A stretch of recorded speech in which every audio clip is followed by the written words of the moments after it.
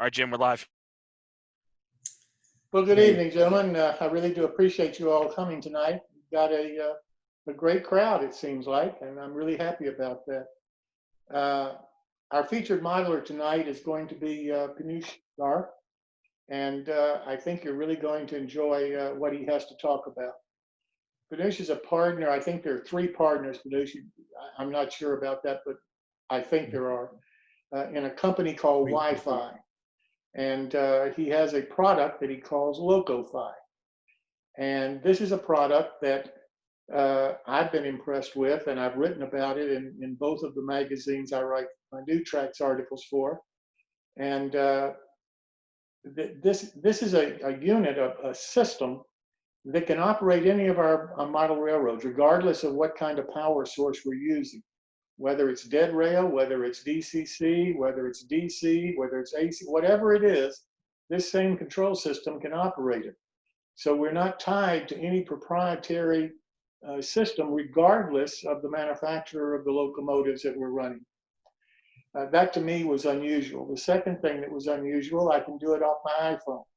So I don't have to buy a lot of equipment or anything for it. And what I already have, I don't have to do anything as far as a power source is concerned. So with that said, I'd like to turn it over to him and let him talk about his system and demonstrate it for you. Before I do that, I've got one housekeeping chore. We've created an archive on YouTube for all of the videos of all of our meetings. We've had, I think this is the 12th meeting, 13th, something like that.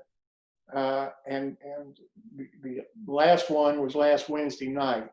In addition to the archive, I have also been posting them on my Facebook page. So it would be easy for some people just to go to my Facebook page and download the video. I haven't been able to do the last one because we got bombed in the last one, and that's why we're trying to take some precautions tonight about letting people just come into the meeting. So with that said, Nash, I'll turn it over to you and look forward to this. Right.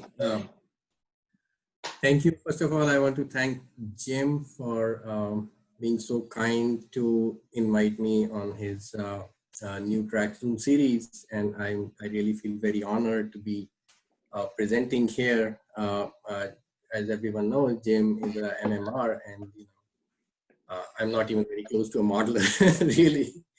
So I really want to thank him, and I want to thank everyone who has made an effort to join tonight for this video conference. So I want to start by saying that what LocoFi is. LocoFi is essentially a brand under the umbrella of Wi-Fi Model Railroad, and we are 3 partners, and we started in our operations in 2018. Just to give you a very brief background about it, I've been a rail fan pretty much all my life, and so as the other partners with me. And when I first got exposed to model railroading, in the sense I first saw a HO scale locomotive with a lot of details, real life looking, and the fact that it would run on electricity. I was mesmerized, and I took a plunge. I just bought a starter set, started operating the railroad, and the only thing lacking was it wasn't real enough. It wasn't giving you that feel of realism. And I thought there must be something out there, and I started doing my research and found quite a few systems out there. They all seemed either very complex or very basic. And being my background in software, hardware, networking, wireless networking, I just thought it's probably going to be, really simple to come up with something which I would be happy with. And so I came up with like a test system, a small system. I installed it, and I casually posted a YouTube video about it. And it got some people interested in asking questions. Am I selling it? Like, I didn't even think of if people would really get interested by this idea. And that's when we, three of us got together and we started working on it. We refining the product, and we saw that people, the model railroading community would really benefit from it. In the sense they would find something which is technologically advanced, easy to use, simplifies the system, removes the maintenance and all the other chores that are associated and which kind of distract you from enjoying the hobby itself. And so 2018, we first launched Loco-Fi, which is essentially a multi-user, multi-train control system. Now, while people typically tend to talk in terms of systems when it comes to model railroading, Loco-Fi is part of a system, but what we essentially sell is a module. That's it. It's a module. Grab this. It looks like a DCC decoder, pretty much, and let me just open it up for you. And it is a kind of a full feature system in its own right. What forms the whole system is not just the module, but other components which enable this communication between the locomotive and the controller. Now, those components of the system are either in your pockets or they are available in your home, which is your Wi-Fi router. And in this age of IoT, where all devices are kind of connected together, and with the advent of artificial intelligence, I just could not think of any more better way to just have limitless possibilities that can be achieved by having such a system where all the devices are interconnected and just kind of bring them together. So what we needed was just a module, and whatever else parts of the system is already available out there. You don't have to worry about anything else. And as Jim mentioned, as far as power source is concerned, it pretty much works on DC. Battery is a DC power supply source is DC, and even DCC power supply, if you filter it, it's pretty much DC. And actually, in reality, even DCC, even though it uses the AC signal to transport the signals, it internally rectifies it and uses the DC component to run the electronics, and electronics more or less run on DC. So this was an easy transfer from to have DCC as a track power source or as a battery or even regular DC power supply. So just to go over about Loco-Fi briefly, let me see if I can share my screen. We have a website where we have all the information about it. So I thought I would use it as a presentation mechanism to kind of quickly go over the technology itself. If you do want to do a screen share, I do have it set up so you can screen share. Okay, great. Thanks. All right. Can everyone see my screen now? Yes. Okay, great. Yes. So Loco-Fi is essentially based on the principle of separating power and control.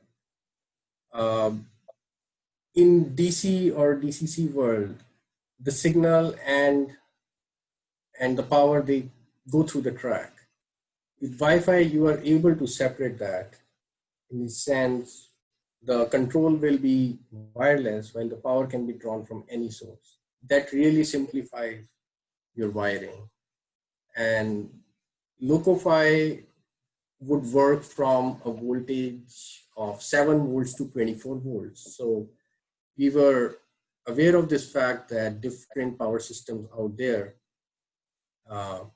will probably be running on different voltages, and our system, the module, should be able to accommodate and take into account that and be interoperable with other systems. We really don't say it's a replacement to anything. It's just a new way of doing things, and it's not just another way of doing things. It really enhances your capabilities and what the future holds for model railroading. But this does not mean that you have to throw out the old systems. It just means it can run alongside with other systems parallelly, and it can slowly be transitioned over to that. So the other aspect was the performance itself. The board that we designed, it uses 2 microcontrollers.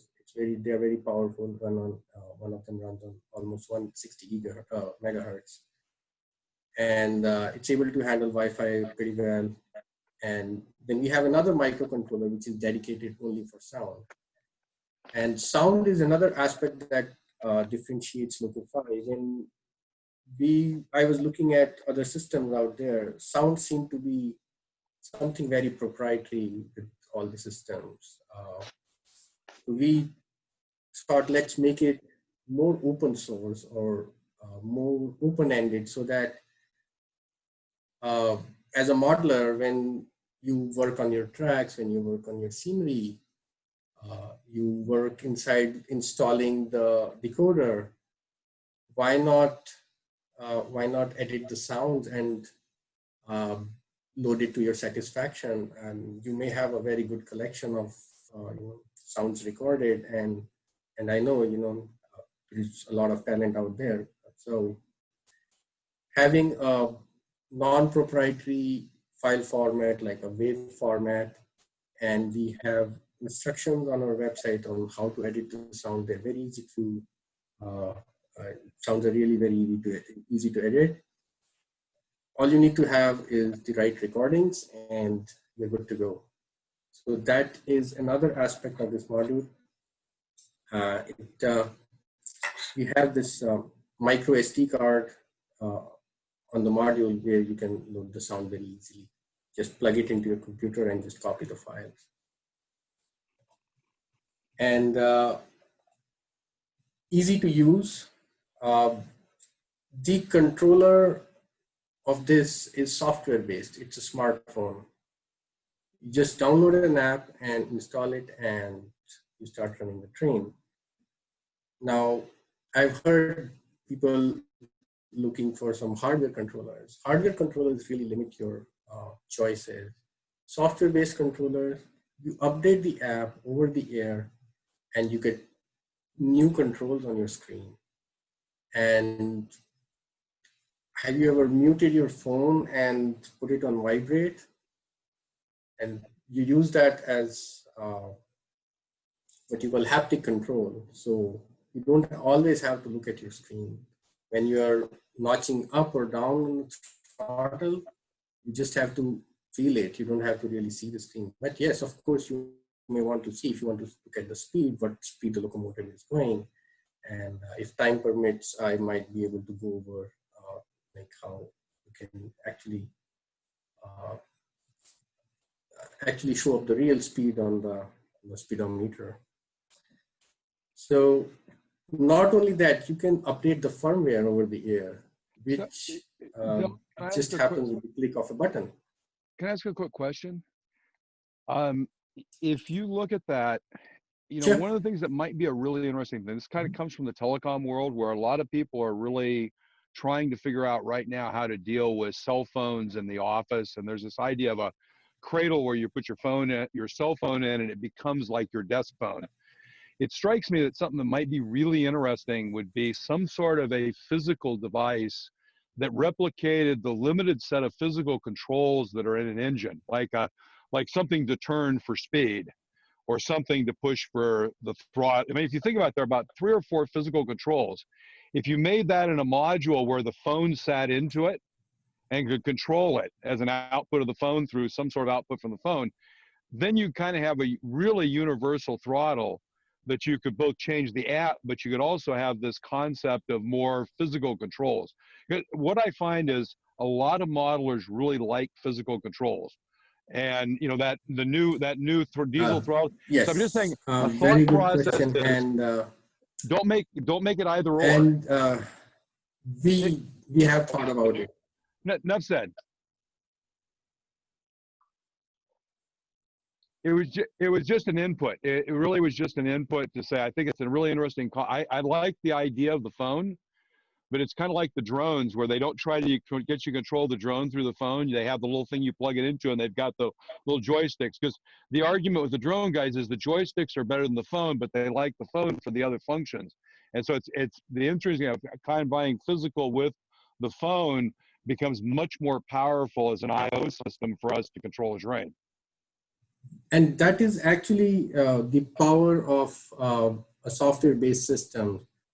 We could definitely have a hardware where the phone actually plugs into, and then you can physically control something that you want. And we have definitely looked at that, and definitely needs more time, resources, and you know, but it's definitely feasible, of course, and that is the direction we have thought of. And there's quite a few other things, and you know, more innovative stuff we have thought of. Um, uh, uh, I probably will not go into more details about that, but the possibilities are really endless with this technology, with IoT especially, and software can really enhance, and the fact the software itself can be updated over the air or the internet really brings a lot of power into your hands. So yes, I totally agree. You made a very good point there.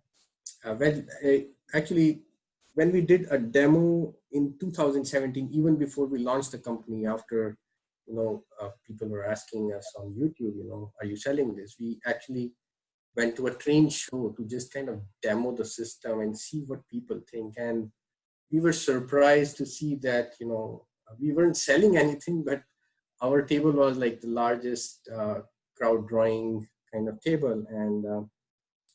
And so that time itself, we were discussing this idea, and we thought, we could have a physical control where you could just plug the phone in and you could transform it into, you could use the phone to actually watch the speed alone and maybe other controls, but you could have the hardware to mimic the physical control of the locomotive. Yes, definitely. So, excellent point.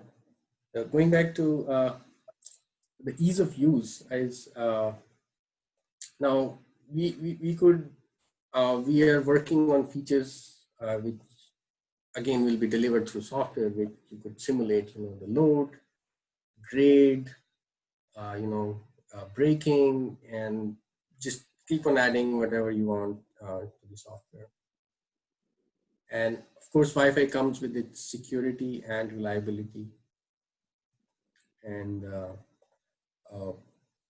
so I know some people would say, you don't probably need your trains to be really secure from, intruders, but there are some other folks who really think security is a big aspect, and Wi-Fi definitely provides that, no doubt there.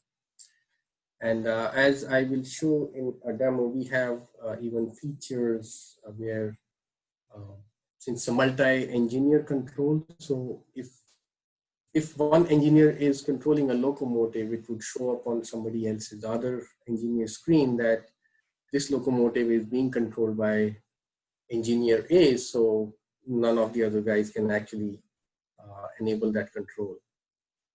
So that would be another feature. And then just quick question. Do you have any sort of, call it for lack of a better word, role personality definitions in the control scheme? In other words, can I define, I'm just thinking about the typical things we see in the computer world. I can define that this local, only I can control it, or this group of people that I've, or it can be generally, do you have that kind of thing built in? Because that's the kind of sophistication that you really get with software that's really cool. Yes, we are aiming for that. To give you an example, again, I think you're putting out very good questions, and you might find that we are already disclosing some of the things we are working on. This is one of the things. So as of today, we are able to see one engineer is controlling a locomotive, the other engineer cannot. But the other person is able to see who is controlling which locomotive. But we will have role personalities like dispatcher, for example, who would actually say who can control which locomotive. And we would have inbuilt chat functionality within the app itself. When you are stopped at a signal, you're at a red light, and you want the dispatcher to say, hey, clear me and let me go. And you just maybe, send a small, tap a button, and the dispatcher comes to know, okay, this guy is waiting for the clearance. And when the dispatcher feels that it's right for him to clear it, and you would send this message back, and you would get the control back, and you're good to go. So all this is possible just because of the software and the fact the whole environment is networked together. Mm-hmm. Excellent. Yeah. And one of the other aspects is the real-time feedback. Being Wi-Fi, Wi-Fi is nowadays pretty fast. You easily get hundreds of megabits per second. So you get real-time feedback about what's going on inside your locomotive. It's not a one-way unidirectional thing. And the Wi-Fi itself is so fast, you can actually transmit videos, which again is another future thing. We just thought of the endless possibilities that this solution presents, and we will try to get there as soon as possible. So this real-time feedback is really important, which tells you the state of the locomotive. If something goes wrong, you will come to know immediately that the train has gone inside a tunnel and there may be something wrong going on, rather than just be out there in the dark. So, and I already mentioned that the onboard sounds are user configurable. So you eliminate all these things, all the extra equipment that you have to buy, which forms the part of the system, because it becomes a very closed system, very proprietary kind of a system. They say DCC is, it has interoperability. That's between the manufacturers. Like you make a DCC equipment, a manufacturer A makes it, so the manufacturer B's DCC equipment should be able to work with it. But that's not flexibility according to us. We think anybody should be able to run their system on any layout and be, run it parallelly. I think that's real scalability. And of course, there is no CV kind of cryptic programming that you need, and no additional computers to get. Just I've heard people try to make the DCC layout Wi-Fi using JMRI, hooking up the computers and all those.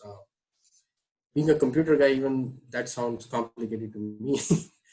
And plugging in, additional devices means additional points of failure. And all you're just doing is just adding more failure points to a system. Instead of a direct control, you're adding more intermediate hubs, which will transmit the data eventually through the track.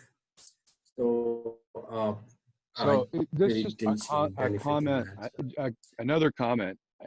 I think one of the things that is really important here is to really make clear this concept of breaking apart control and what we normally call media and telecom, but in this case it's control and power, and what that means in terms of the flexibility that that gives you. Because the limitation, once you put control and power together, of trying to put the control and what you can do in the control. And the point is, we have a control system that was defined to send a few bits back and forth. And we now have computer systems that are have much higher capability. For example, clearly over Wi-Fi, you can download media files into an engine over Wi-Fi and change those on the fly and change what's there. I mean, there's a whole different thing when you move that information stream out of the rails. And I think having some diagrams to show that, and it's kind of this thing of, if you ever seen these diagrams that take these huge information streams, you have these two big computers. On one side, you've got your phone, and on the other side, you've got this decoder that's running. It's a real processor now. These IoT stuff, you can put things that would astonish you for nothing. But in between, you've got to shrink it down across this track to do it. When you take it out of that, it opens up a huge, and that was why, by the way, the question about what you can do, the point is this is a platform. It's a platform that you can build on in a fundamentally different way than you ever could on DCC, because you have so much more bandwidth. For example, one of the things that strikes me would be really easy to do would be to put a I/O plug into your connector to put in a video camera that comes out of a drone and have a video channel across the Wi-Fi. I run, by the way, I've got an iPad and I've got one of those, what are they called? Little GoPros that don't have a screen, the Session. And we put it in a car and run it around. And I just run it on the Wi-Fi, and we've got a 100-foot long layout and a lot of rock, and it just holds the signal all the way around. And, so the idea that what you're building, because you've changed the information plane from being sent, then the technology that was available 30 years ago, you had to put the information plane through the power plane. And a picture that shows that, squeezing it down there and shows it cramping it down and pulling it out to Wi-Fi, because Wi-Fi is getting so cheap, they're putting Wi-Fi in your tennis shoes. I mean, I'm serious. I'm really serious. This is a powerful transformation message that doesn't come across, that I think is really interesting when people start thinking about where they want to go with their railroad down the road. So anyway, I'll leave it at that. I think that's a good message to kind of really focus on, that, what you can do there. Yeah, we have a very simple analogy to that. Well, we haven't been able to go to any train shows this year, but in the past, when we go to train shows, we set up a small layout. It doesn't take us more than an hour to set it up. And before we set up these, when we set up these layouts, I used to go to train shows, with my kids, or, I looked at these layouts and I would wonder, I wish I could run one of these trains. They look so great and, to look at. Now, when we set up our layouts, we let anyone run the trains on our layout. We let even kids, they come and enjoy. They just don't get to look at it, they get to run it. And because this is so simplistic, and there's nothing really to lose or break here. So I'm gonna tell you. So I'm gonna put my marketeer hat on and tell you why what you just said is a huge problem for who you need to sell to. The problem is, I have a Wi-Fi throttle capability on every layout I go to already to run a phone and a Wi-Fi. The phone and a Wi-Fi for me coming is cool. I look at the Wi-Fi and say, oh, I could use it there, but I already have that. What will convince me to say this is different is it lets me do things differently. The one thing you said that's absolutely one of the most powerful things is you can take your equipment anywhere and run it. All you need is DCC power to run. That's a really powerful message. I mean, and kind of like on your website, that should be a huge message. Run anywhere, don't have to worry about what's there. And by the way, you don't have to deal with learning. You don't have to deal with learning the throttle was there. Somebody's got Digitrax versus, and that's a huge benefit of your system to me as a modeler who spent $20,000 building my DCC system with Chubb and all that, and I have Wi-Fi. So the setting it up really easily and having it run, having kids run, that's not a benefit. The thing you got to really think about here is the benefit has to be to the guy who's going to spend $1,000 with you to equip a bunch of engines and stuff for 500. It's that. So I'm saying is I think that's a great message, but I think the real message is that you can do some incredible things down the road, because once you have that, and so those combination, because what I'm telling you is what you want to do is get me to say, should I consider this versus my next Soundtrax decoder? Because that's the real decision.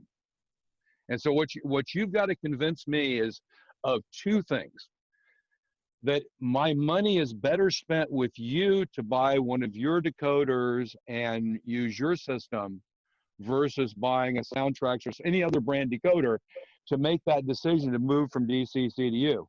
And what I've got to have is what are the benefits versus what are the costs and the risks. Does that make sense? Mm-hmm. And I think thinking about those really clearly is really important. Yes.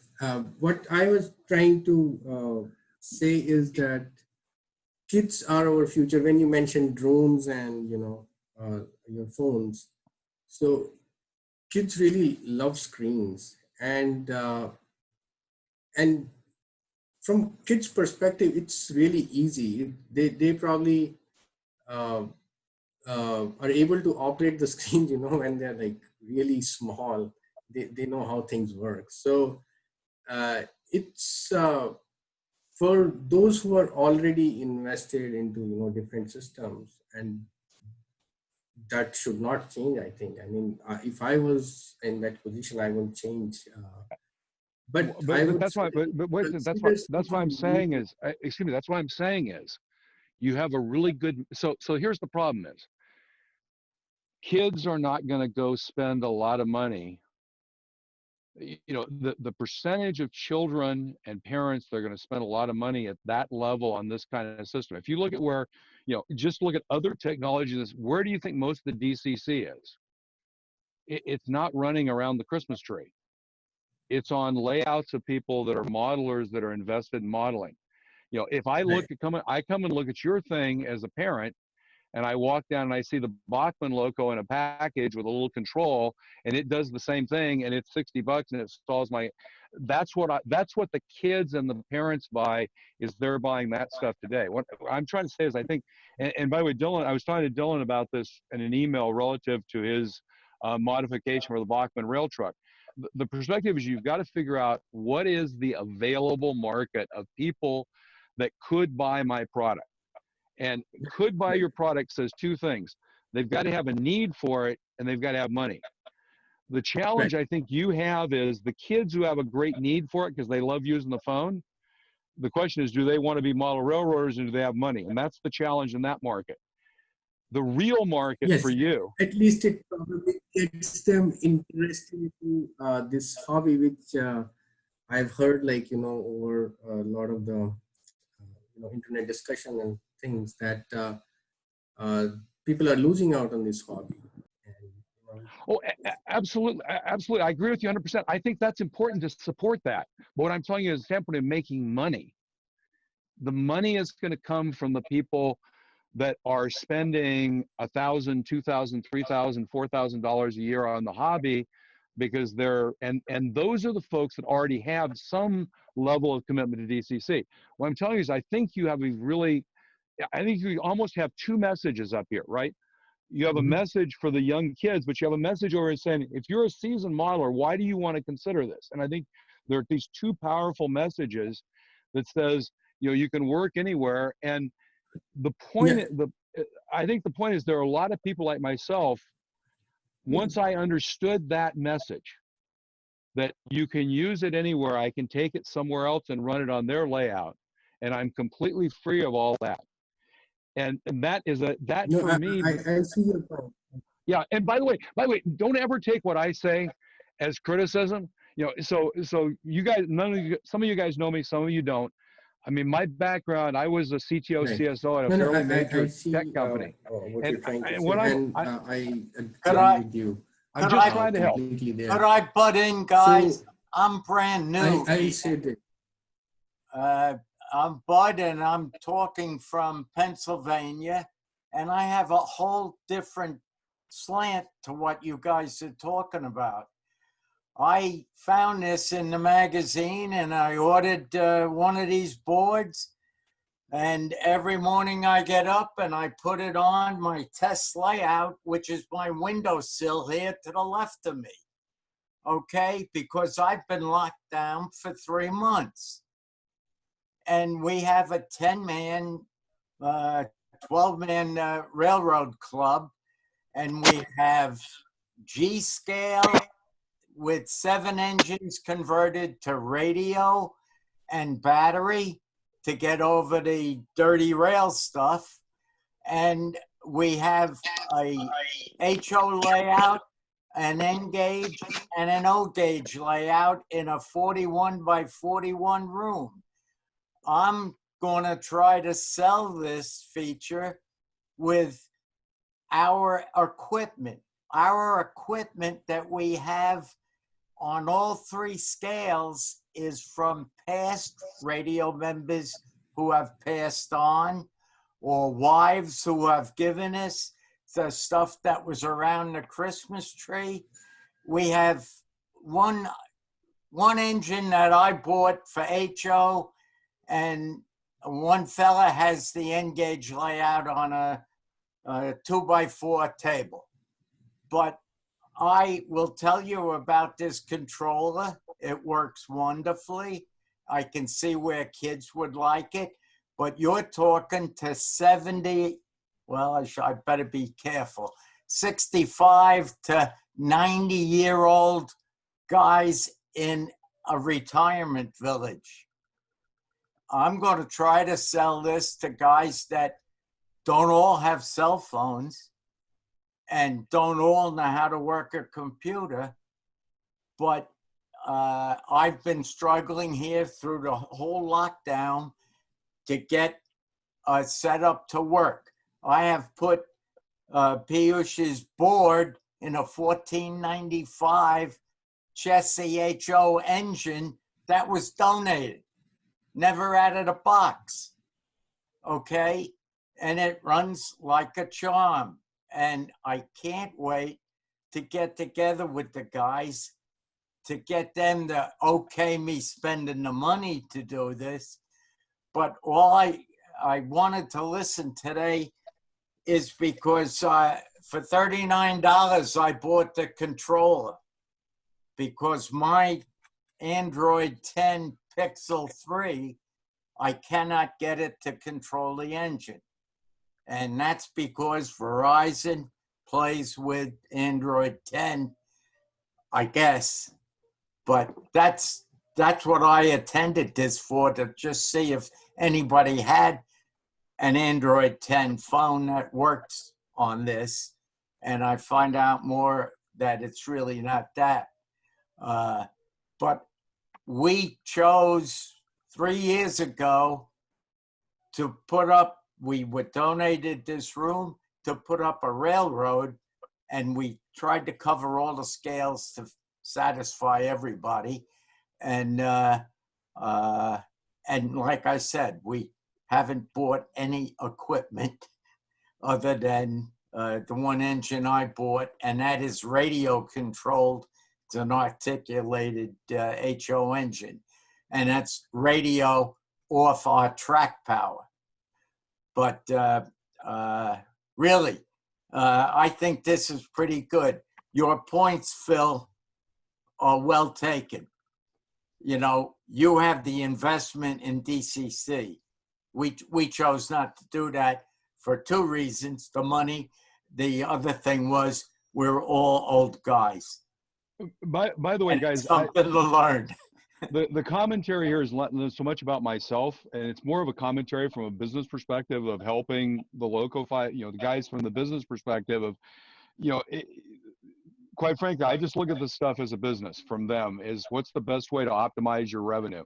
I understand that. Yeah. And so I'm not, and by the way, nothing's ever a criticism. I actually think this conversation, I understand this is it's a real cool potential transformation in the industry, almost more in some ways than DCC. Yeah, I would think so. I've never operated DCC, but from comments and the investment to get into it, it's there. Ken, how important is the open source for sound to you?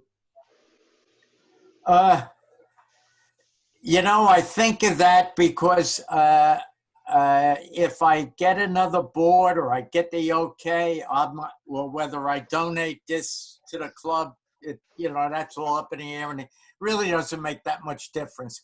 But I would love to put this in a steam engine. All right. And that means I'd have to go looking for open source steam engine sounds and put it together. And I've already downloaded sounds and know how to put it on the board and everything. And that's, so, Bud, maybe let me somebody, we're all old guys, so nobody's going to be doing sound engineering. Can I ask you a question, Bud? Sure. If you went out and let's say you decided to do a steam engine and you went out and got some steam sounds and collected them, how would you feel about contributing and uploading them to a community that the Loco-Fi guys ran to collect sounds? I would, sure. You'd be more than willing to contribute. That was actually one of the comments. I think a sound community, if it were me on your website, I would have a community and have a place there. One of the things I would do is create a sound community where people can upload, and I don't know how you store sound profiles, but however they're uploaded so that I can go up and look and you could upload the sound profiles, say what engine you did it for, and et cetera. And then somebody can come up and download it and reuse it. I think, quite frankly, the bigger, I was going to come back to this. One of the bigger concerns I would bet people would have is about the open source sounds and the availability of sounds. And that's one of the things that I'll call them commercial sound file vendors kind of, if you look at them, that's a big part of, what soundtracks and how they compete. So I think actually this concept of an open source, but an open source means open community of sounds is probably really important. And because what that does, quite frankly, if you look at the internet and the web, if that is done right, it will generate more sounds and more choice very rapidly. And I think in this community, even though if people in this community understand how to download stuff, I think we're all in a way willing to contribute back as modelers. So I think if you think about the community generally, this is an area where you're taking, and by the way, if you want to think about having value in your business in an open source space, being the person who manages and supports the community is a critical part of value in the typical internet business model. As long as the other things you're selling the product, so kind of the value proposition. So I would think community is pretty important here, for two reasons. One, it solves a barrier to entry, which is, I went up, I looked, and there were 57 Loco profiles, and I followed 27 for this, and I know I can get something to work. And by the way, I'll tell you, this is not my ideas. So everybody understand, I bought a Philips remote control that was called a Philips Pronto in 2000, probably 2001. And it was this thing, and they could load profiles up. When you made a profile, you could load it up, and there were communities of profiles and sharing them, and you could download things and you could use them. And it made doing it 2 or 3 orders of magnitude easier. And if I tried to do it myself, because I grabbed this guy's profile and did this, for you to do the same thing for sound, you create an environment where all of a sudden it becomes really easy to do sound. The thing that has been always hard before, I give you 16 horns.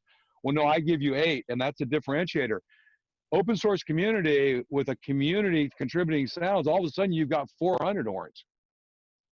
That's so what you're really doing is you're taking advantage of the way the internet works with a community that, quite frankly, just like Bud said, that's why I asked Bud the question. He's willing, I might be more, in fact, in some ways, people will be proud to show what they went out and collected and sounds and created. And I think you can actually create. I would, by the way, if it were me, I would give an award every month to a free decoder for the best sound profile uploaded this month. I mean, so this is, if you think that way, you create real engagement with the community, and that's how you get people to think differently about how they're modeling. Anyway, enough said. Right.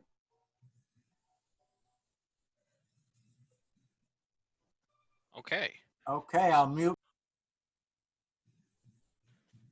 Well, then I guess we should keep going. Now that that digression's out of the way, that was actually a lot of information. Now that I think of it, that was. I think that left us all with a lot to digest. I think it's fantastic. Yes, please continue. Okay, all right. So I would just want to add something to the discussion, just to kind of quickly reiterate is,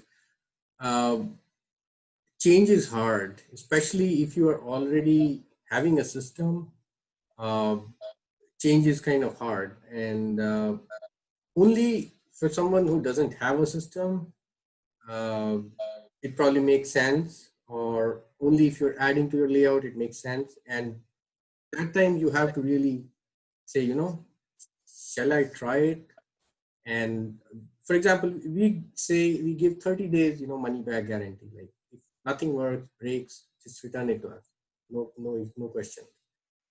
And so far we have had only one return, and that was because somebody thought that we support iOS, and that's another whole issue. But he said, I don't have an Android and I don't want to use an Android, so I'm returning it back to you. And other than that, we have not had a return. Instead, those there are people who are obviously expanding their layouts with this new technology. So So just out of curiosity, what is the issue with iOS? Oh, it's like writing a completely new app all over. There is absolutely no similarity, nothing, no software code can be shared between iOS and Android, nothing, zero. And we obviously, it requires more resources, and then there is this thing, people who are hardcore iOS fans, I totally understand their situation, but those who are primarily iOS users do tend to have an Android device, or they think, Android devices don't cost that much. Like Bud was saying, he got something for, $40.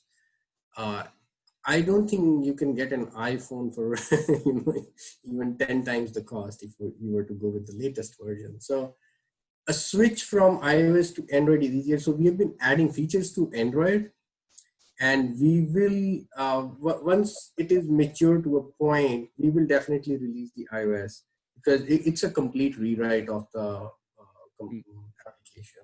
No, I understand. I just it's kind of it was kind of an interesting choice because of the market. I kind of understand because of the idea of focusing on children for that choice, but it makes it harder, I think, in the other market. But yes, so if you had resources, obviously there will be an issue, and we've been working on that, and we even made some promises that we would be able to do it. That's when we started working on it. We realized it's not that easy.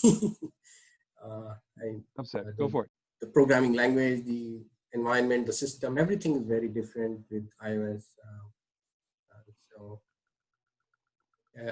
So just kind of moving on to kind of like the next slide. And our website is not really huge, but within the small number of pages we have, if you really thoroughly there is a lot of information out there, and because the overall system is not very complex, so there is not much to read about except uh, what this thing, the technology actually offers. For example, we already mentioned that power and control should not be tied together, and that's what would bring about the flexibility of being able to operate this technology on any layout.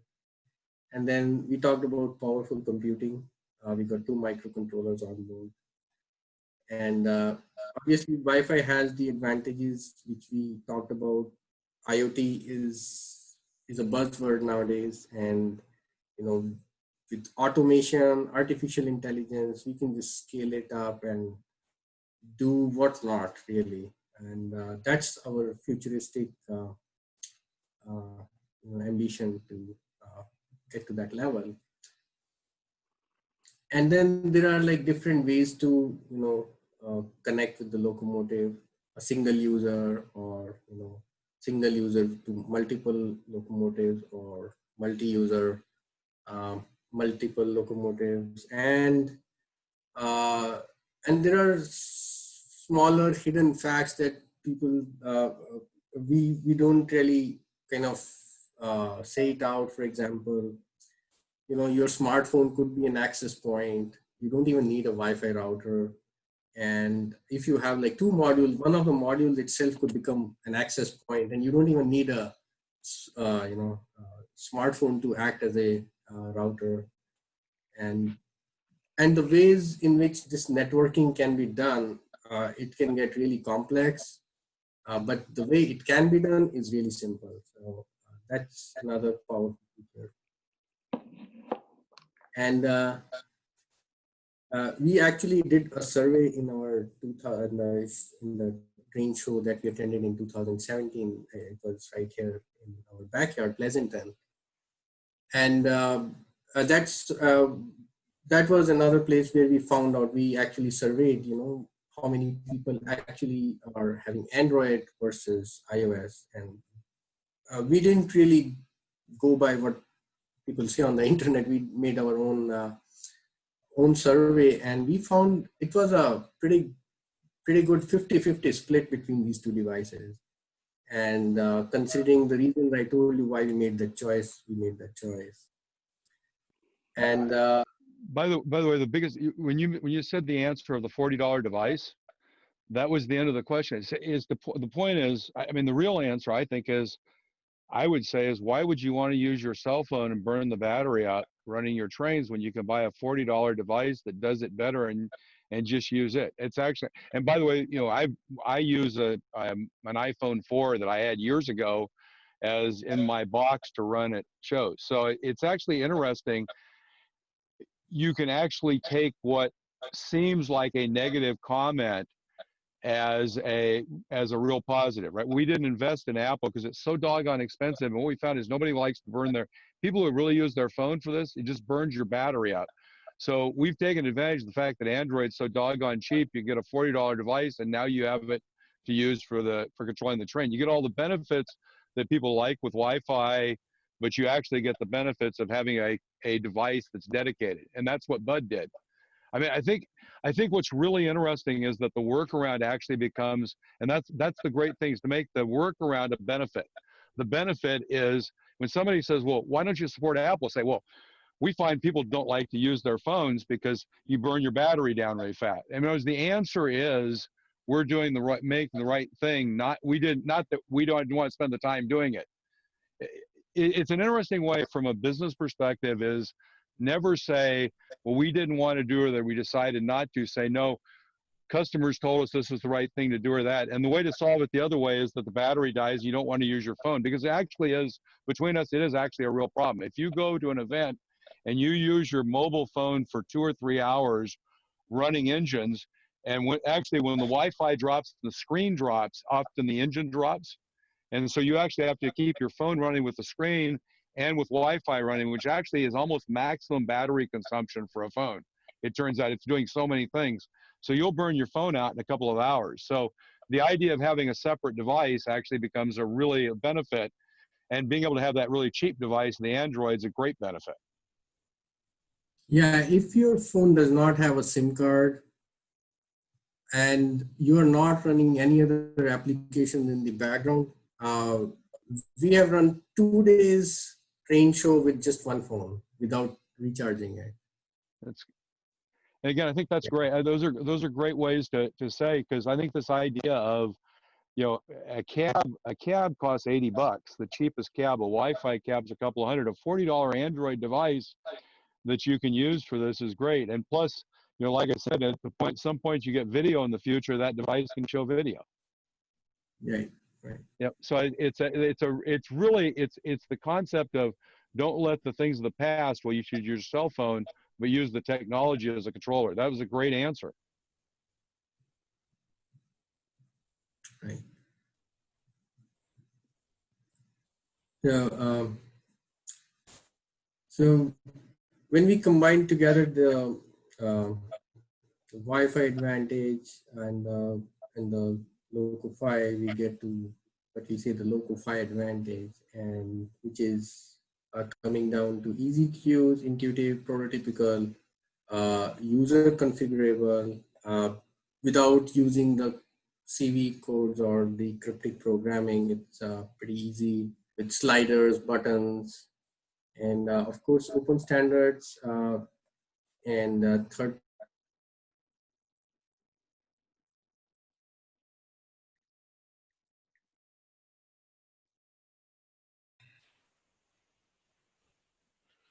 What the hell? We just lost. Oh no, we didn't. His Oh, audio cut out for a second. really? I thought I lost. Okay. Am I You're back? still here, so that's good. I think you just I lost the was screen talking to share. the boss, probably. Yeah, screen share just went away. That's what threw me off. Okay, that's right.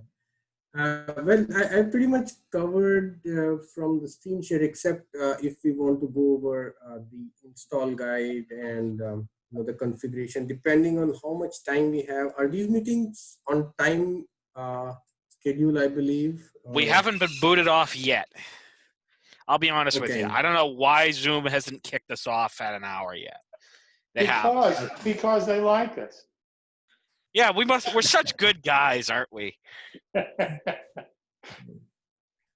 said, if you want to show them the install, I could spotlight that camera for you. Yeah. Okay. So I would do more like I wouldn't really be sorting the connection, but I would kind of cover the basics and show how an engine install might look like, and you will realize it's not really that hard. So yeah, we could do that, and let me go over to. All right, the install video is spotlighted. Well, that camera keeps refocusing. I don't know why it's doing that. All right. So I have this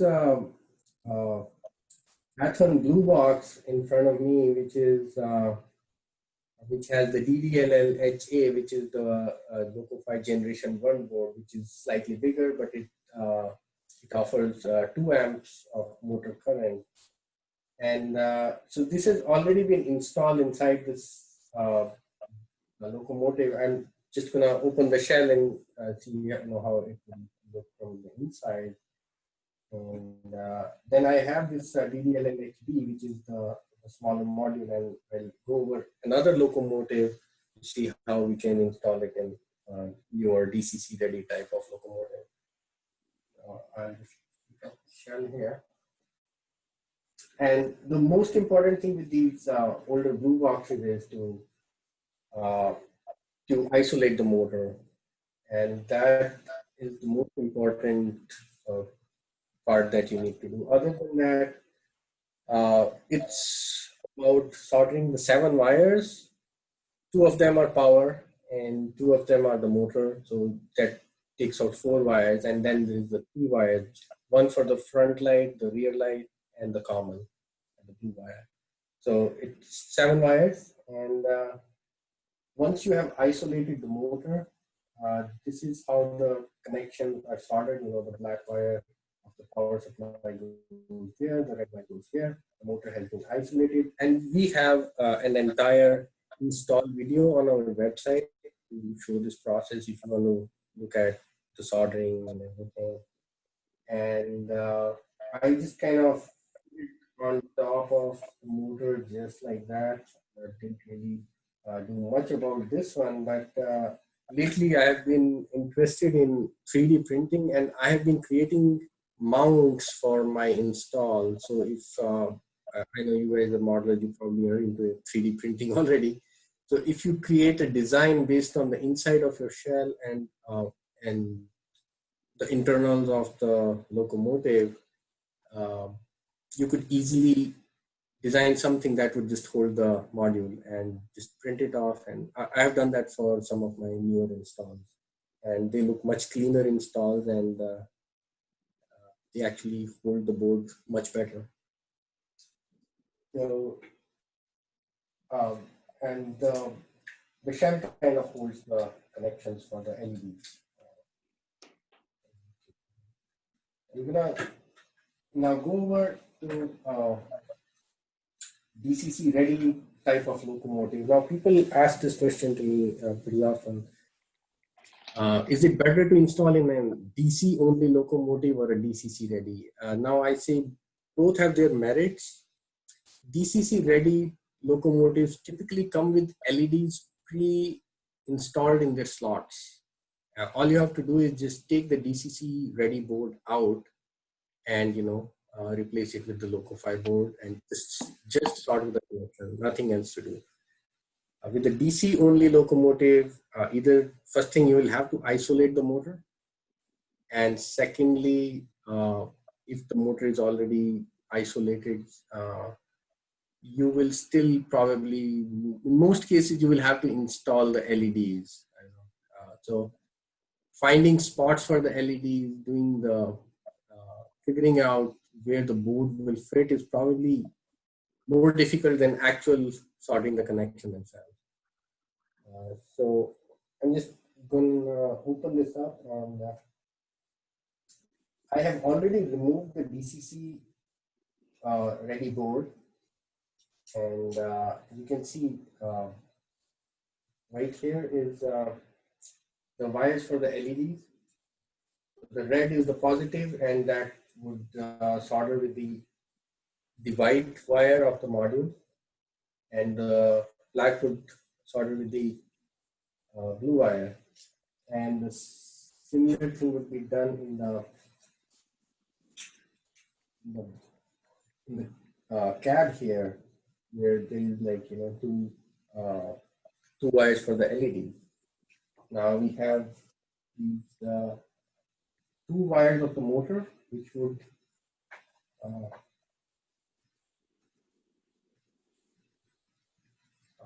go to the orange and the gray wire here, the module, and then there is the power wire, which is the red and black. So you connect the black wires of the front and rear trucks together and connect them to the red or the black wire of the module. Now, one other good feature is you don't have to really worry about which motor wire is being connected to which wire, because that's again configurable in the software. You can always reverse the direction of the engine and you're good to go. For the power wires, it doesn't really matter because we obviously use a bridge rectifier inside the module. So the polarity is always the same inside the module. So nothing to worry about there. We even have a config option which you can change in your settings. Let's say you were to reverse wire the lights, like the rear light becomes the front and the front light was wired like blue and the white, or not, the white and the yellow wire got swapped out, then you could easily switch that in the software as well. So, I mean, that would be pretty much very simple install. You could put the speaker maybe in the cab, and you can see all the modules, they come with the micro SD card on board. They come pre-wired with the speaker. Of course, you have a choice if you want to use a different speaker, which I wouldn't think you would want to unless for some special reason, but it's a very premium high-end speaker and produces pretty good sound. So I would say that's pretty much it for the install, unless there are any questions with this. So, in case everybody is muted, they want to maybe ask a question, they might want to use this feature of raise hand. And then maybe Dylan can unmute and then can ask your questions there. All right, Spotlight is canceled, so Okay.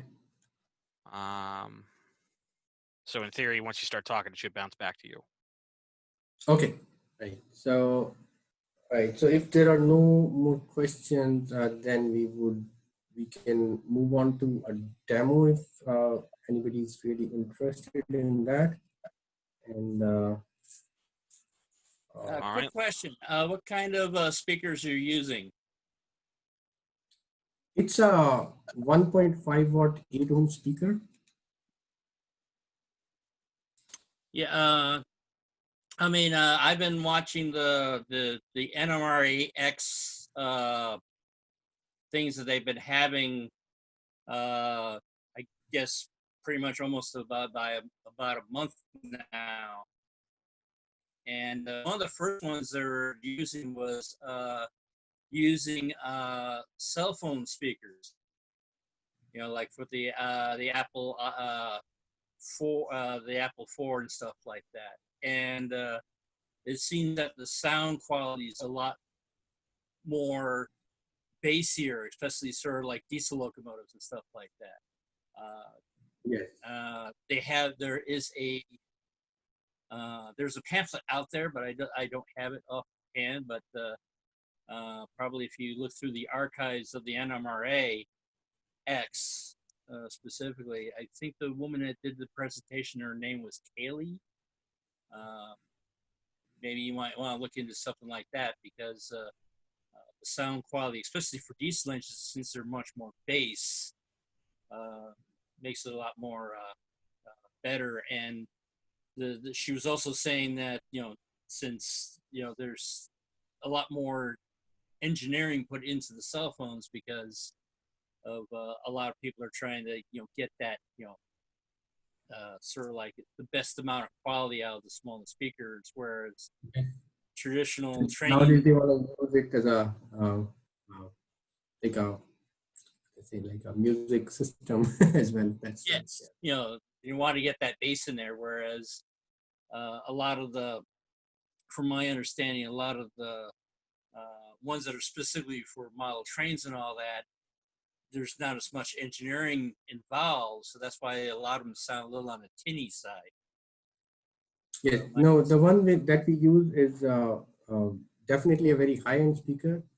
It's probably not the one that goes in the iPhones, but you're free to replace the speaker with your iPhone speaker if you have. And of course, if you have 10 locomotives, you would need 10 iPhones. That's a pretty expensive speakers out there then.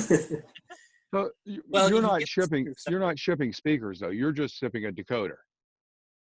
No, it comes pre-installed with the speaker. Like, oh, it comes with the speaker. Okay. Yeah, let me show you actually. So this is the package typically that gets sent out, and of course it contains, you know, our, you know, brochures and, you know, like manuals, install guides, and, you know, things like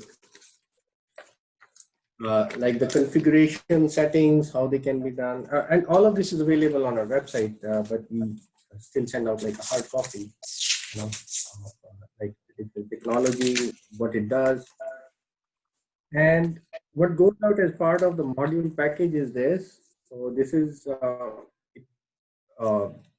module itself goes in like anti-static shrink wrap packaging, and it comes taped with Captain tape on it, so that there are no mishaps. I mean, if there is any kind of shorting issues that might happen, you know, the decoder has very small components that may come in contact with the motor or some free hanging wire, then of course it will blow up. And this is how it comes. It comes pre-wired, pre-attached, everything. And in addition to that, we also uh, send out this package which contains, like micro SD card adapter, which you plug your micro SD card into this. And some of the older computers have this just a SD card slot. So you can insert and load your new sounds if you want to. It comes with, like spare wires, heat shrink tubings, spare LEDs if you want to, if you're wiring a DC only locomotive. So it kind of helps with that rather than having to search for smaller accessories. So it's a pretty complete package in itself. Only thing we don't send out is the soldering iron itself. So that's something you need to have. That's about it. So another thing is when you first receive the module, you install it as I just showed you. And after the installation is done, you download the app on your phone. And if you don't have a SIM card, you just need to connect your phone to a Wi-Fi network that has internet connectivity so that you can download it for the first time. And then you run the app and let me actually give you a demo of that as well. And that will become part of the demo itself. So Dylan, we can switch over to the camera of the demo. And there we go. I might have to rotate it real quick because it's, let me see, how do I rotate this? maybe I need to do it. Yeah, you might have to rotate either that or rotate the camera because it's standing straight up. Guys, I had this happen once before with an iPhone that I was trying to dial in with, and it wouldn't switch in the phone. I don't know what happened. It was something with the Zoom app, so it was weird. You may have weirdness. Oh, there it went. There you go.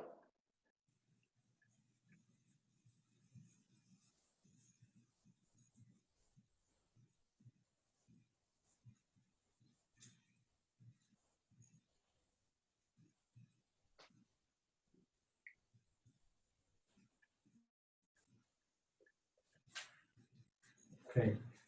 Now I would have, this is the spotlight screen. I would also want to show the phone, and I'm wondering how I should do that. Maybe we could use the install camera to kind of show the phone. So people would have to kind of look at both the cameras side by side to see what operation is being performed. I'd have to figure out how we can put them both side by side. I guess maybe people can switch to gallery view and just maybe look at both sides. Yeah, but there's so many people in here, it makes the video incredibly tiny. Yeah, that's.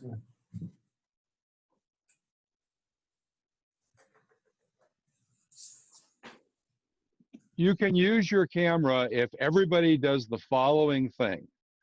Just go click on the demo and just pin it. You can use that all the time. So here, what you do is everybody in the thing, if you click on the demo, it'll make its big, large screen, it'll stay there, right? Yeah, it's doing that. Yeah, and then when you unpin the video, it goes right back to the spotlight. All right.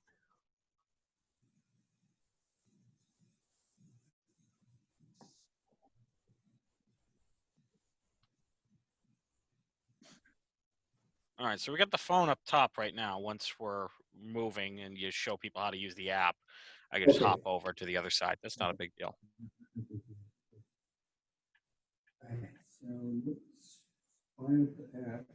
So the first screen is the screen where you enter your engineer name, and that is what will be used to distinguish between two different people on the layout.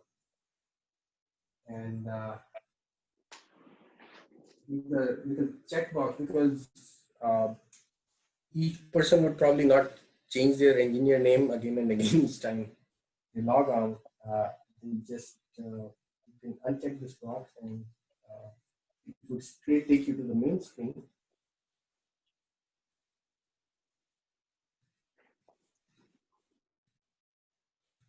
So I have these 4 locomotives in the layout, and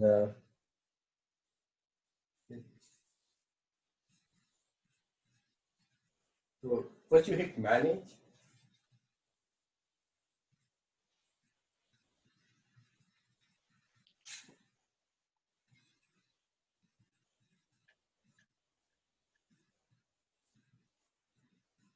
I hope the network wasn't disconnected.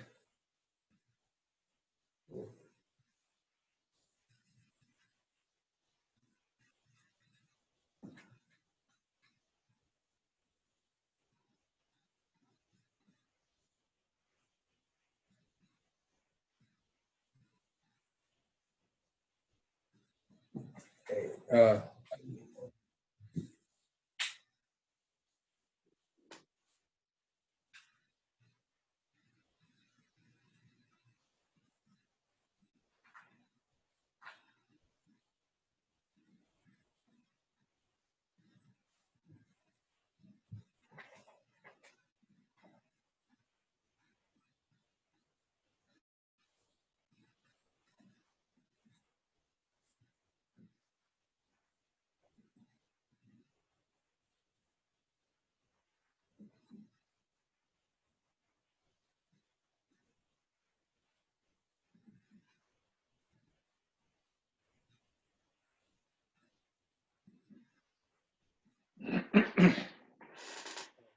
Sorry about that. I think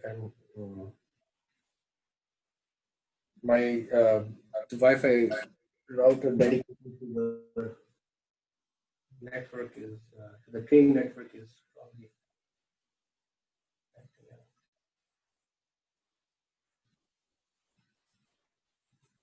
You can blame it on the demo gods.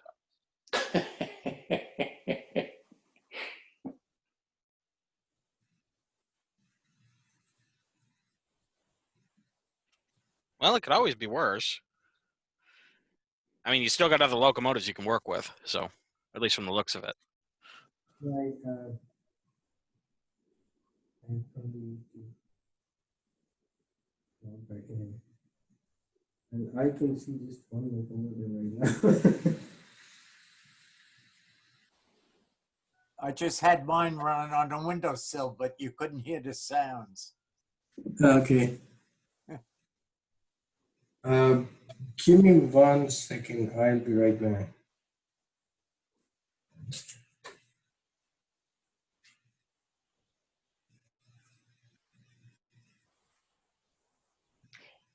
Phil, I want you to know, I think you really brought an awful lot of great ideas to the table tonight.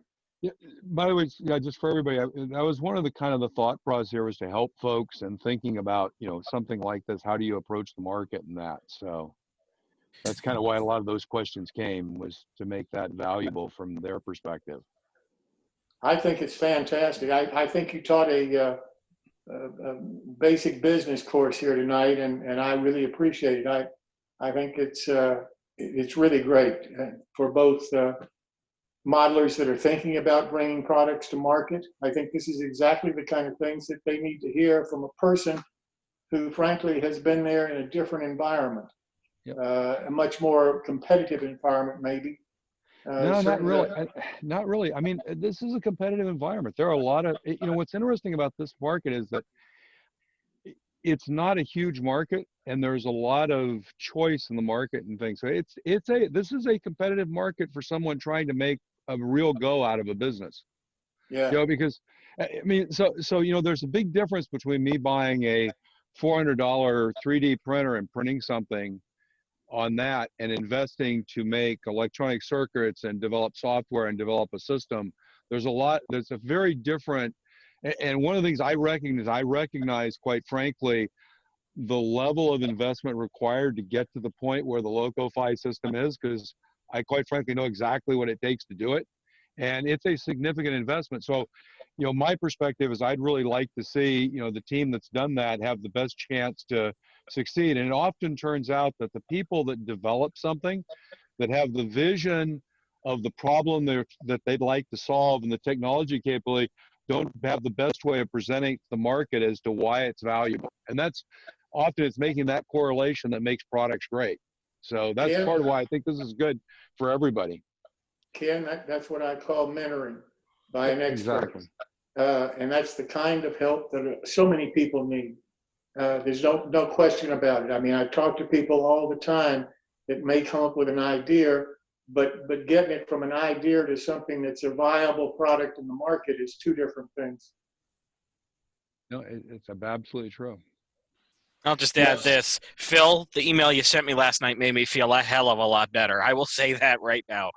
Because my thing is, with that repower kit, I don't even know where it's going. I know. So that was actually, I think I was telling Dylan, I think he just hit something really interesting, which is a volume product that has a fundamental flaw, but people have a desirability, as I say, to hold it and not fold it, right? So it's on my shelf.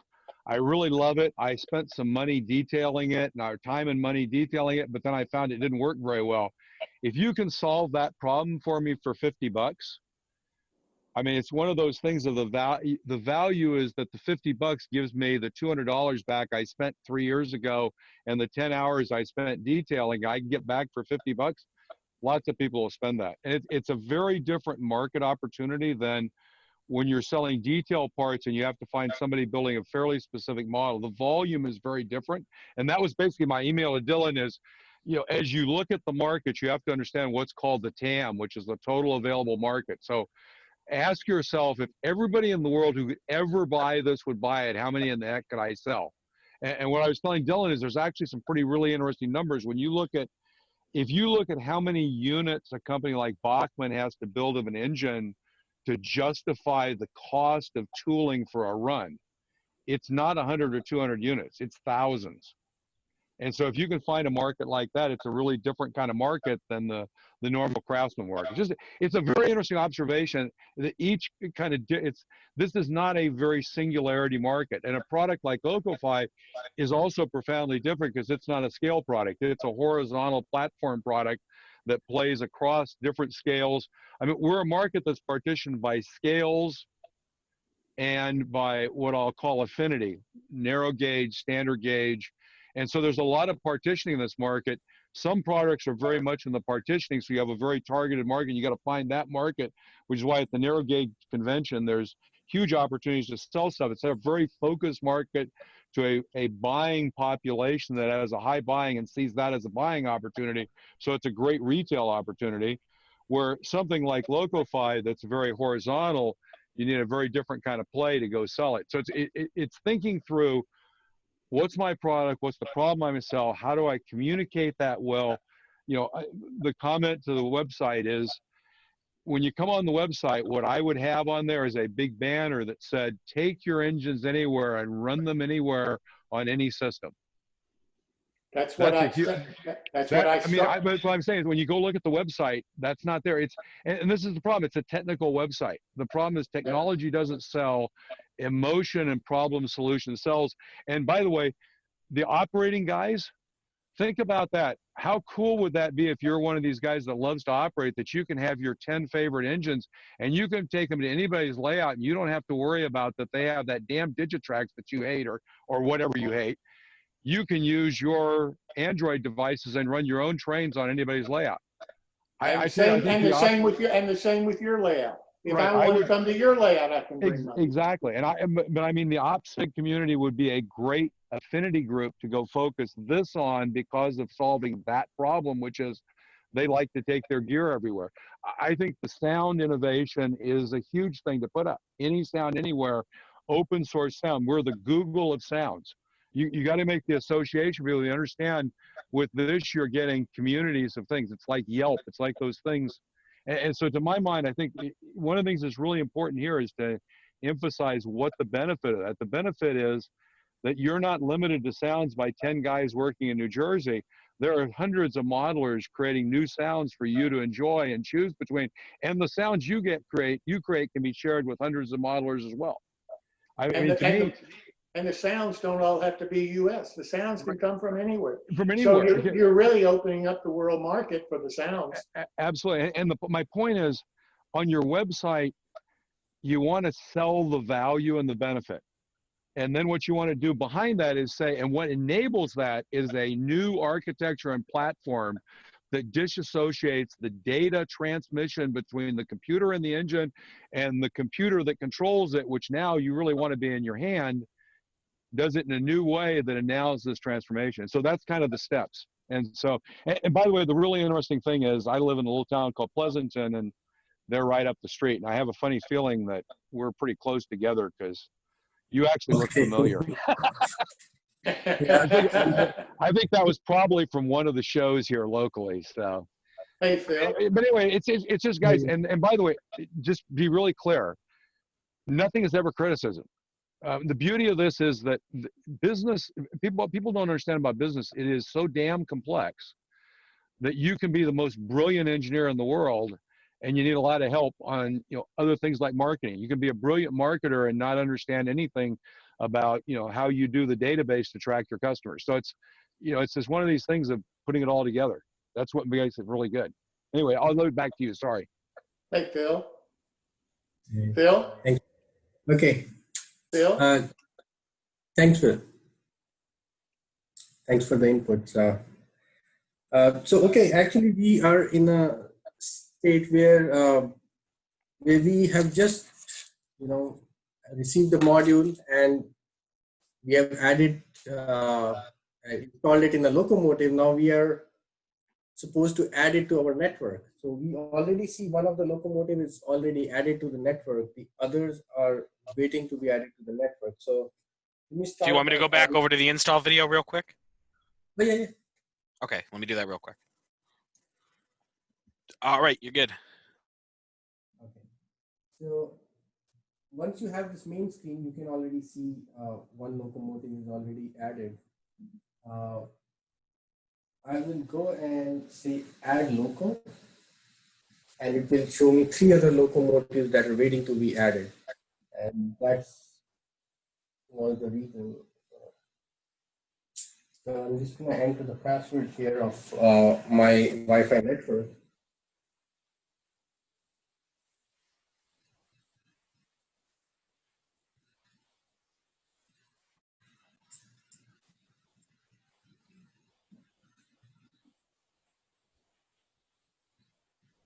So once you add the locomotive, it's going to bring you back to the main screen.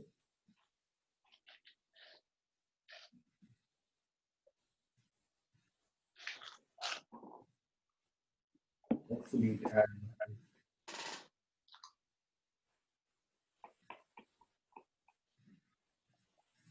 Sorry, it's kind of hard to work behind another screen.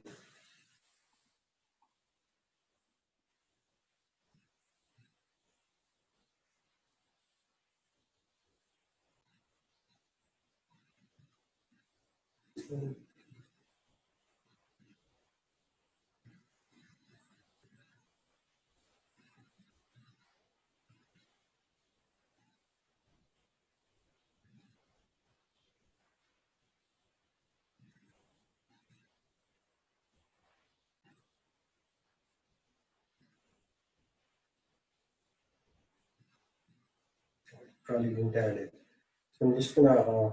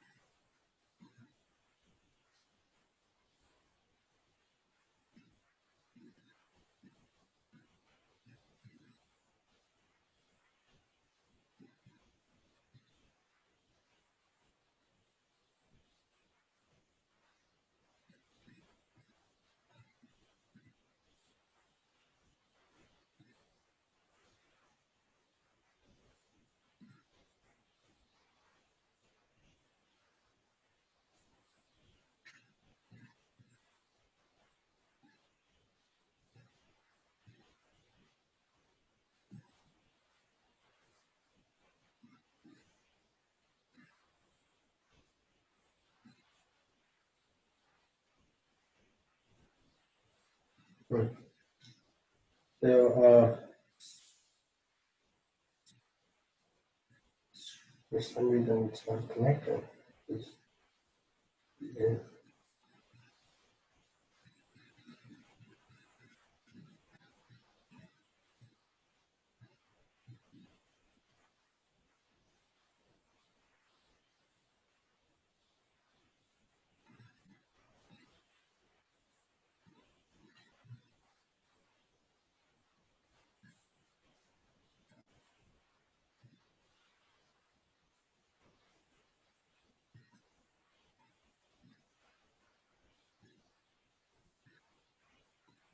Okay, I think it's something wrong with my network.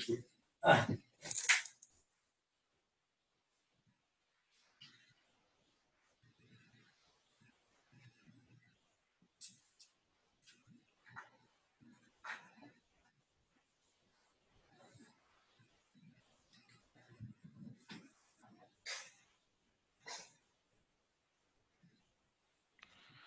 I will say this: fixing a Wi-Fi problem is probably easier than telling a customer, "Hey, this boiler's great," and then you put it in and then it cracks. I've had, I work in heating for my day job, and oh boy, we've had some interesting ones, but at least Wi-Fi is fixable. Okay, they're all back. So once the locomotives are added, this is how your screen is going to look like. And And the point is, you only do that when you have to redo that when you come back to the layout every time, or you do it once and when you come back they reassociate. they will reassociate. The only thing is if you go to a new layout, you will have to add them to the new layout again. With the other people at the new layout. Yeah. Okay, cool. It's good. And of course, you can, if you are just working with one locomotive, you can have a direct Wi-Fi connection to the locomotive, but then that just limits your controller to one locomotive. So if you want a bigger network, then you have to have some kind of a Wi-Fi access point. And yeah, go ahead. So Unless, if you've of got course, you just took your as a question, router- unless you took your router to the new place, and then they'd still be on a network. Right. so just a interesting question. So if you have a consist, can you operate a consist? Is there a way to operate a consist and a direct connection methodology? In a direct connection So methodology. let me tell you why I'm asking the question. Again, coming back to this idea we were talking about, where you were kind of going through the Wi-Fi, getting it going, of the idea of, I'm an operations guy, I can take my engine to another layout. If they don't have a router and all that, if I can, the direct connection actually becomes really important then. And if there was a way to have a direct connection where it was either direct and daisy chain somehow between the nodes or something, I'm not telling you how to do it, but just if you had a way that I could take my consist of 3 engines over to operate at Joe's house, and I could run, because the whole point, if I take 5 engines to somebody's house, I'm only going to operate one at a time. So the limitation of the direct connection is not a problem for that use case solution. So I think figuring out how to make that use case work well would be interesting. Don't tell us how to do it. I'm just giving you a feedback of how you get to a market that would pay, so in other words, if I've got 4 engines, that's $100 each. There are a lot of operations guys that will pay the $400 so they can take their engines with them anywhere. That's what I'm saying. That's the market opportunity. And that is very much upcoming. Like we are working on that feature right now. No, like that. Good. Enough said.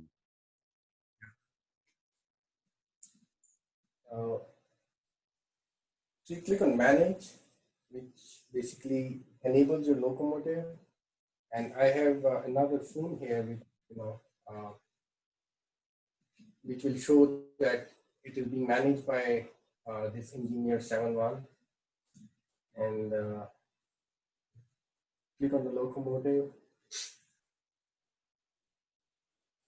And this is the dashboard. And I'm not sure if you're able to hear the sounds of the locomotive. Yep, it just came through on this. It just came through, and Oh. I just moved us over to the demo just so that way people could see it. Okay.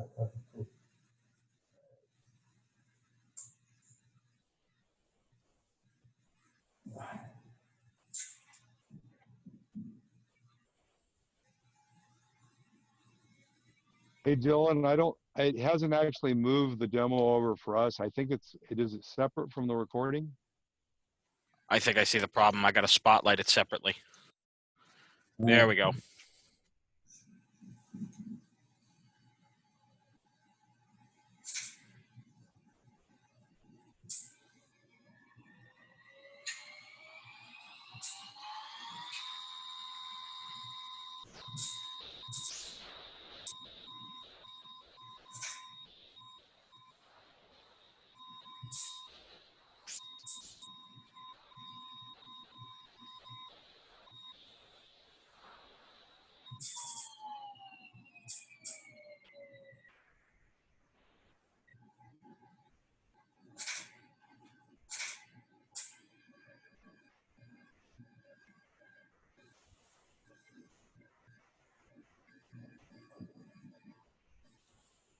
It's moving.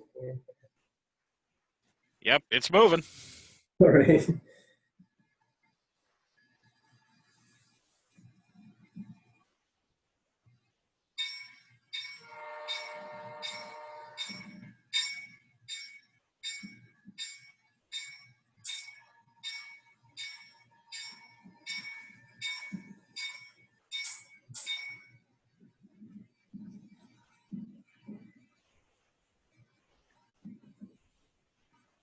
And just to show you how a multi-engineer dashboard would look like, a multi-loco.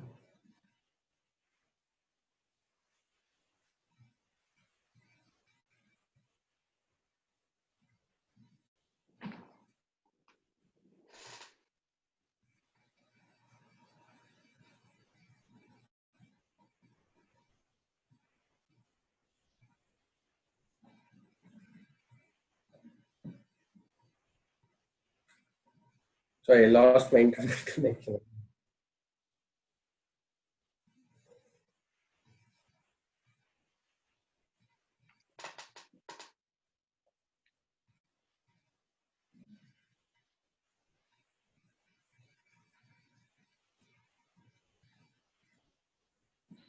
Well, the good news is that it worked long enough that you could at least see that the system worked, which is good.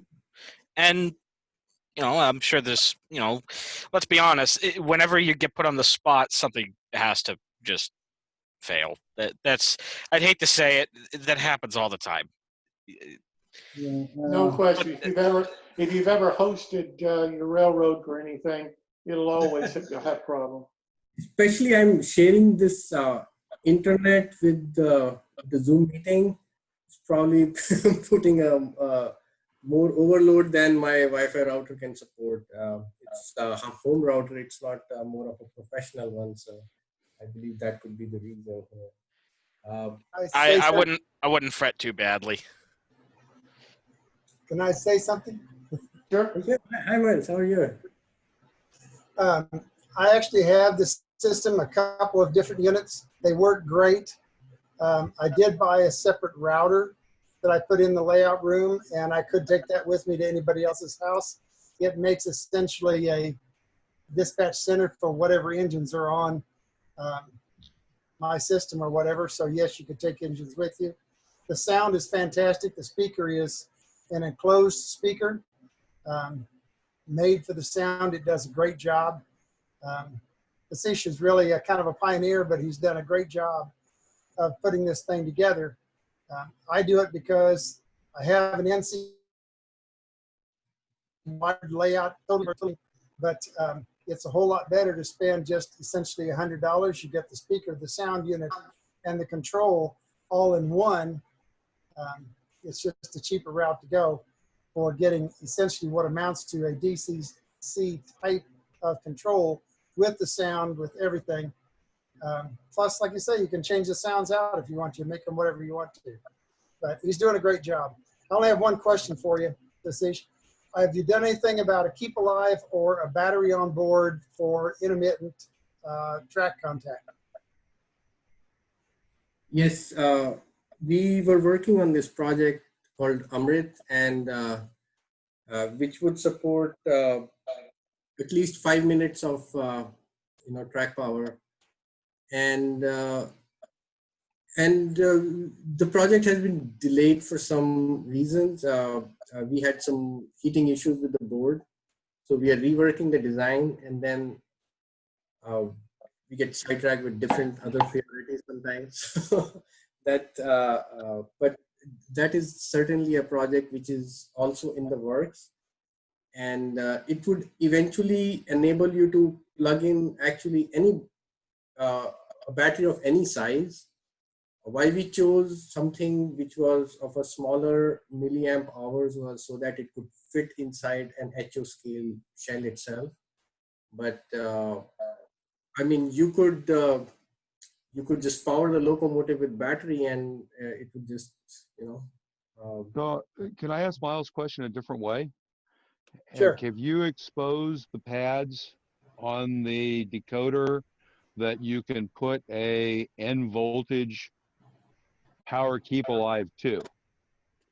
Right. So, I so in did. other words, I'm actually so the perspective is a keep alive is just is just some sort of a power supply. Basically, it's a set of capacitors. I've actually been, this was actually for another meeting, but I'll hold this up. That's about $3.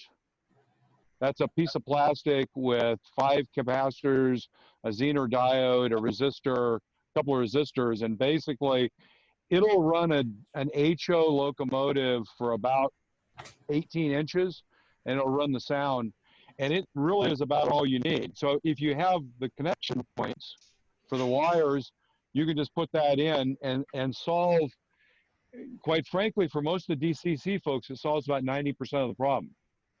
Yeah, I've actually taken the S-cab battery backup system, the one that it's made to run for 3 hours or so.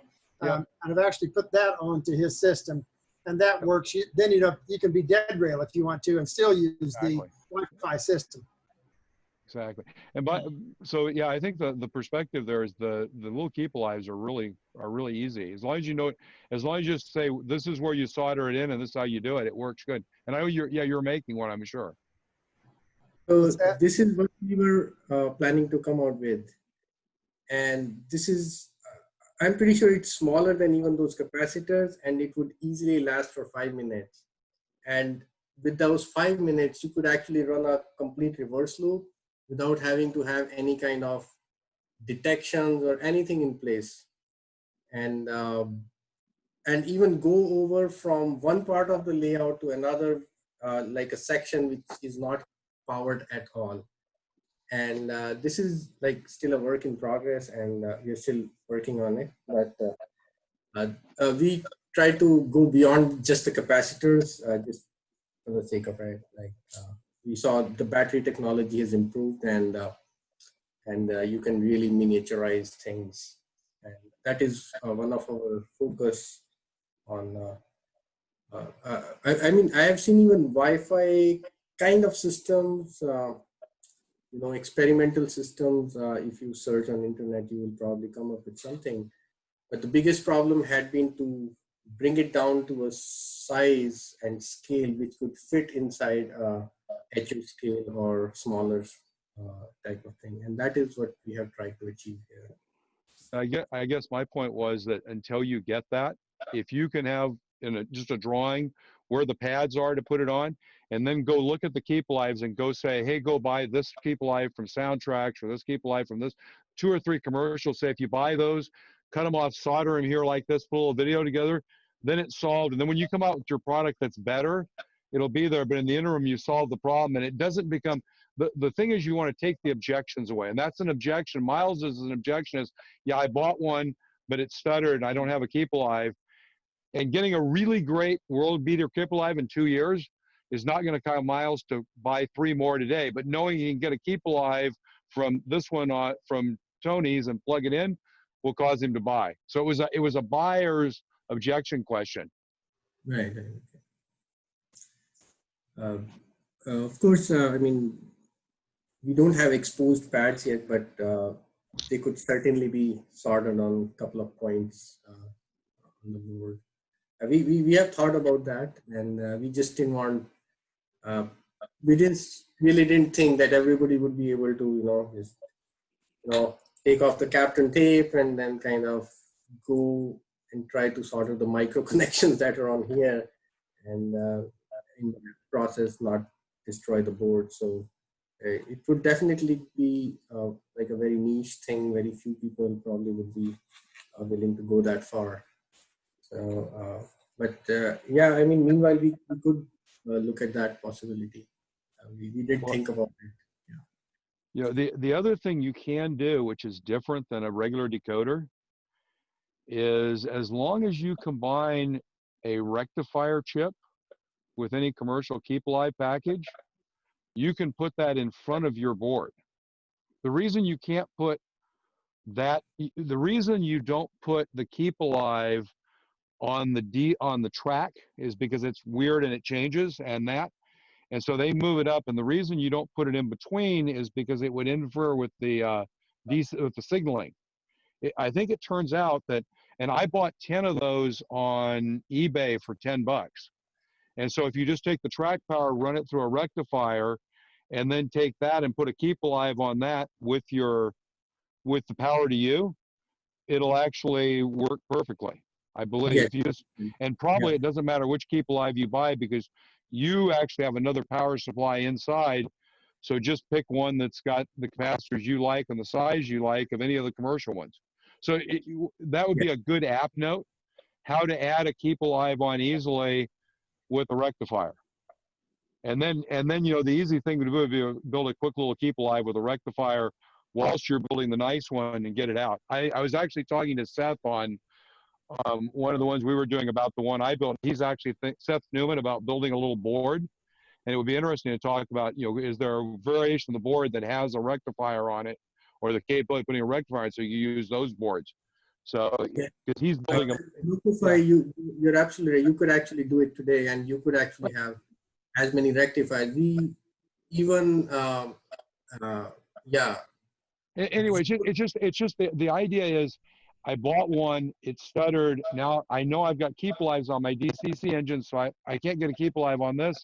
It's a reason they're not buying the second and the third. And so all I'm saying is, however you can take that objection away, it's really important for volume.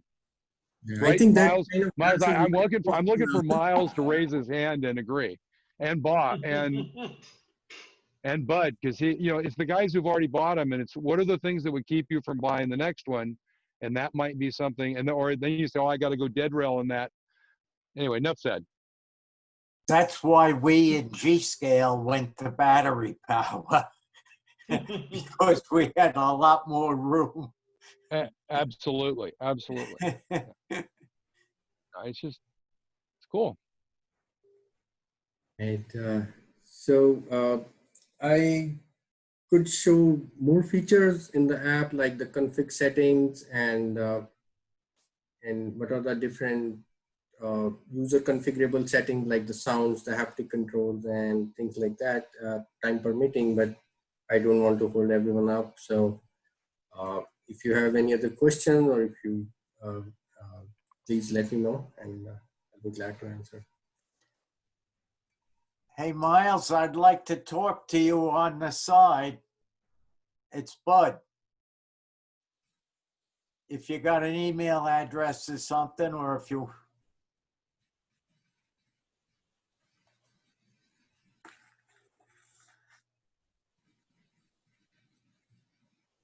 Oh, okay. All right. That was a good one. I like that. Okay.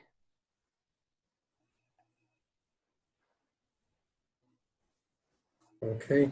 So I'm going to share can I share my screen, Dylan? You should be able to. Okay, cool.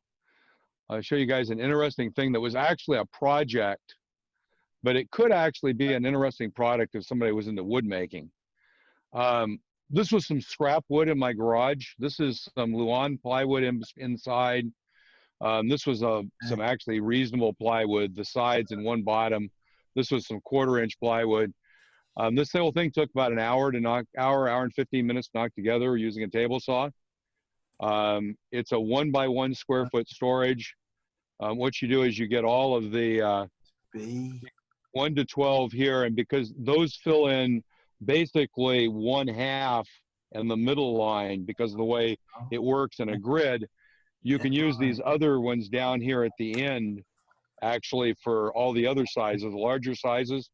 And I actually was on a session earlier today, and one of the guys made a suggestion about putting a PVC pipe in, and it's actually now in my garage got 4 PVC pipes in here that I've got all my loose rail and loose wire in that's, 24 inches long. So if someone was interested in having a business and building these or building them in a knockdown kit where somebody could put them together, I think you could probably sell a few. Phil, I think I know somebody who might. Can you email me this? Sure. Yeah, no, I can. Send me an email and I'll send it back. Yeah, it's just like I said, I was surprised. I mean, I resisted building this for a month, and I'd looked at buying plastic tubes and gluing them together. And finally, I said, I'm going to try it. And I was actually amazed it didn't take that long. And I actually had one of our club members who was a shop teacher came and helped me. And he made a couple of suggestions that made it easier. But it turned out cutting all those grooves to make everything fit together, I did it in about 20 minutes. Because once you set the saw up, it's really easy to do it. And then you just make that up as a honeycomb and build a box around the outside. But it's a pretty cool deal. And it could be made up as a kit where somebody could make it up where all these pieces were as a kit knocked down in a box. You got it, you assemble the honeycombs, screwed these together around the outside, screwed the base in instead of using staples, and you could actually have a knockdown thing you could put together in about 20 minutes at home. Anyway. Phil, are you the one that's doing the model railroad or the model building on Friday night? No, I'm not. That's a different Phil. That's okay. A different Phil. I threw this up on there, and I put up less. That was when I've shown it to other people, and this is kind of the difference with this meeting. I've shown it to other people as something, hey, you could build this at home. In this meeting, I thought it could be an interesting product if someone, likes doing woodworking and would want to build 50 of these or 100 of them and sell them knocked down for $49.99.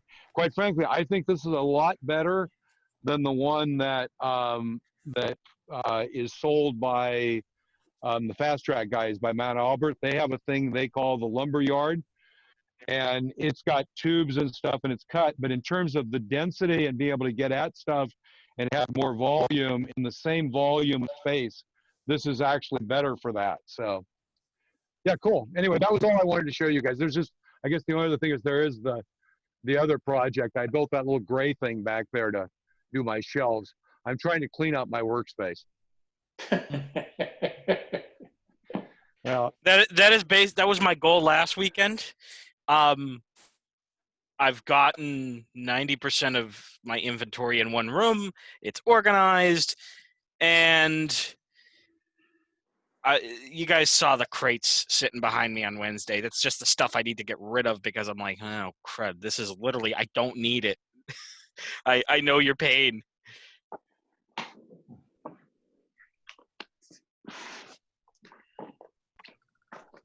Anybody have any more questions? No, thanks. Good job for me. Thank you. Hold it up again. Good night. I'd just like to say I was very impressed with it. I really like the way the phone comes up and the simplicity of it. I have DCC and I have the Digitrack system. Hold it up again. So much better improvement. Good. By the way, guys, if you click on the chat, in the future, if you click on the chat, the little thing that says chat, you can type it in there and then everybody can see it in the chat. Say again. So one of the things this has is a feature. If you move your mouse down at the bottom where the mute is and that, you'll see a thing that says chat. If you click on that chat, you'll get a little window off to the right, and you'll see all the chat. And so like if you want to share your email, you can put it in there. And if you notice when you type into chat, you can share with everyone, or you can share with anybody individually. So like I've been sending a couple of messages to Dylan in the background. So chat is this thing that can go on in the background. Cool. So you can, next time you want to share something, you can just, there you go. See, you got it. Super. This stuff's pretty cool. There's a lot of really cool stuff you can do with this as you actually use it, as you guys are seeing. Well, it'll take time to learn all that. Quite frankly, that's kind of all most of us have right now. It's Really? It's Groundhog Day as far as I can tell. You know, I live in a place that they shut us down on March 16th. Oh. And I mean, we've been home, you know, and you know, the reality is what I've been running around, you know, on the beach, probably not, but been kind of in this situation for, it seems like forever. It's been a really interesting juxtaposition of your life. Anyway, I have to jump off because I have to go to our sons to get our dogs back. So you guys have a good one. It was great talking. Hey, Phil, Take care. before you go, Phil, before you go, Yes, sir. check your email. Oh, I certainly will. Thank you. Thank you, guys. Good night. And by the way, before I go, just if anyone is a businessy person, and this is not really a, quite frankly, in any way, a money plug. I wrote a book called Napkin Logic. It's on Amazon. If you just go to Amazon and just type in Napkin Logic, you'll actually go to it. It's 48 business topics. It's 48 different. So some of the things that you'll hear, if you're on these kind of things, you'll hear me talk about how you think about. There are a lot of those things are in the book.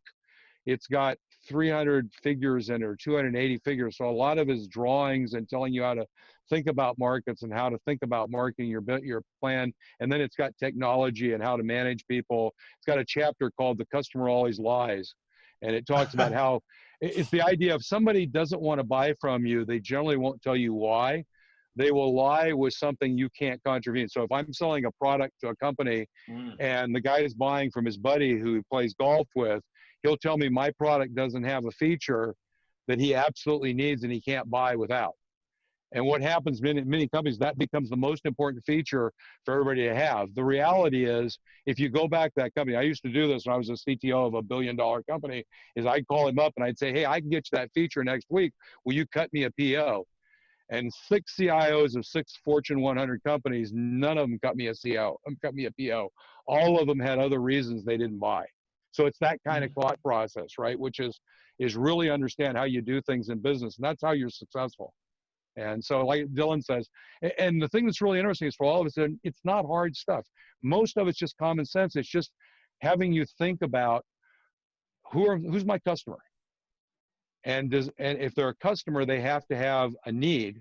And one of the things is needs are really interesting. In sales, they have this concept that says we sell things that solve pain. And if you're not in pain, you won't spend money.